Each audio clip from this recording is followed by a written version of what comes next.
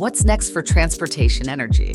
On today's episode, a conversation with John Eichberger, Transportation Energy Institute's Executive Director, and Jeff Hovey, TEI's Vice President, about the difficult investment decisions facing fleet operators looking at increasing efficiencies and reducing emissions. Several months ago, our Medium Heavy Duty Vehicle Committee came together and served up a number of questions for us. And so one of the main things that came out of those meetings was the challenge that fleet operators have in looking at this litany of choices that they might have at their disposal for either increasing efficiencies, reducing emissions, and hopefully both at the same time.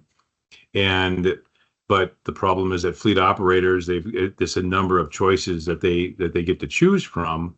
Not all of them are correct. So the fear is that they start investing, capital, going down a path, and turning over vehicles, which of these vehicles are very expensive, of course, and messing around with their fleet operations blindly.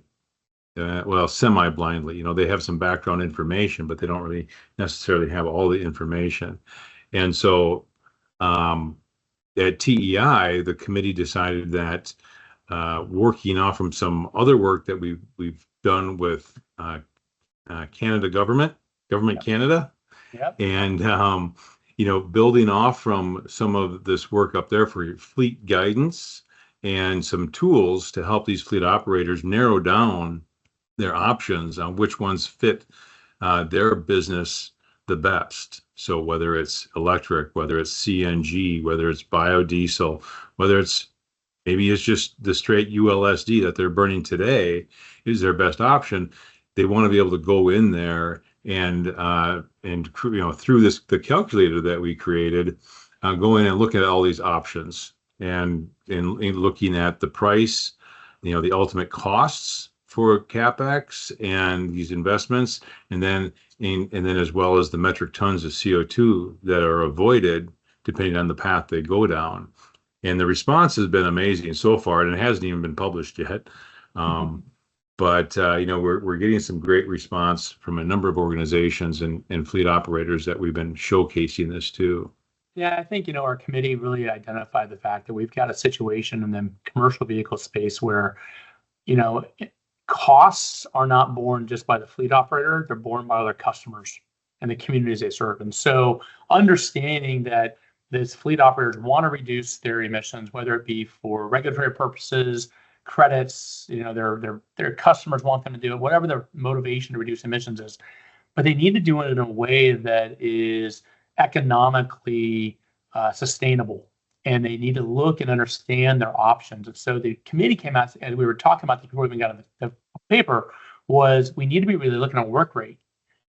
How much are we going to spend? How much are we going to save on emissions? And, what does that do to our overall ability to continue serving our customers in an efficient way? And so this paper, as you mentioned, comes out, has a guide, kind of walk you through how to evaluate your options, how to test and learn, how to try different things. But I think that the biggest thing that you and I have been playing with is this online AltFleet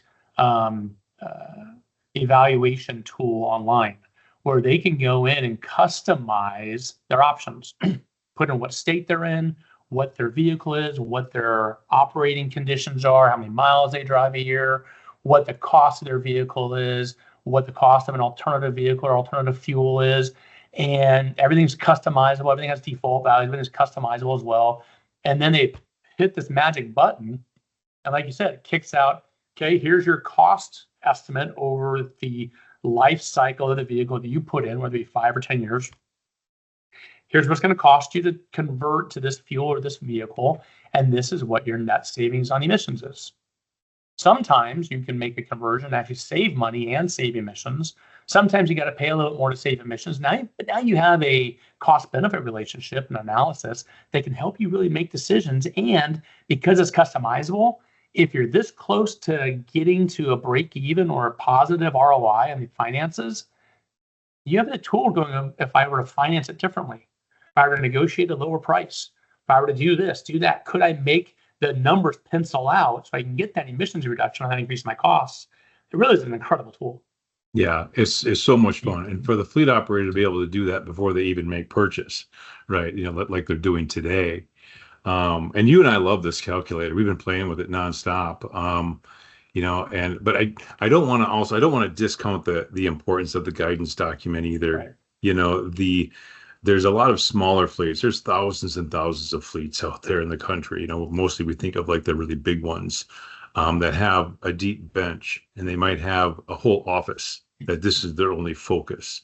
Others are really grappling with trying to figure out how to approach efficiency, how to approach sustainability, and improving their bottom lines while reducing emissions, but they just don't have, the staffing to really tackle that. So what the guidance does, I think it does a really good job of any company can go in and look at, basically ask themselves the questions, what are we trying to do here? What's important to us?